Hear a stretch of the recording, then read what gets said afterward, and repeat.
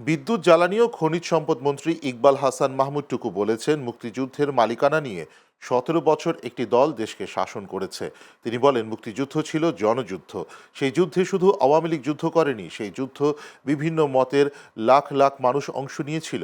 মহান স্বাধীনতা ও জাতীয় দিবস উপলক্ষে আজ দুপুরে সিরাজগঞ্জ জেলা প্রশাসন আয়োজিত জেলা শিল্পকলা একাডেমির অডিটোরিয়ামে বীর মুক্তিযোদ্ধাদের সংবর্ধনা অনুষ্ঠানে প্রধান অতিথির বক্তব্যে এসব কথা বলেন জ্বালানি মন্ত্রী। এ সময় জেলা প্রশাসক মোহাম্মদ আমিনুল ইসলামের সভাপতিত্বে অনুষ্ঠানে বক্তব্য রাখেন পুলিশ সুপার মোহাম্মদ সাইফুল ইসলাম শান্তু, বীর মুক্তিযোদ্ধা আজিজুর রহমান দুলাল সহ আরো অনেকে। এই ১৭ বছরে একটি দল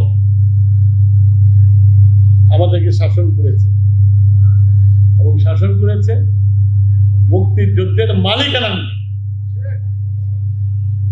তারা দাবি করেছে মুক্তিযুদ্ধ তাদের একমাত্র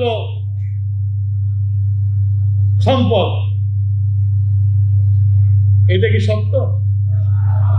মুক্তিযুদ্ধ ছিল জনযুদ্ধ।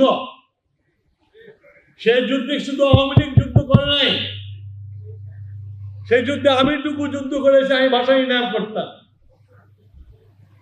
এরকম হাজারো হাজারো লক্ষ লক্ষ বিভিন্ন মতের লোকে যুদ্ধ করেছে।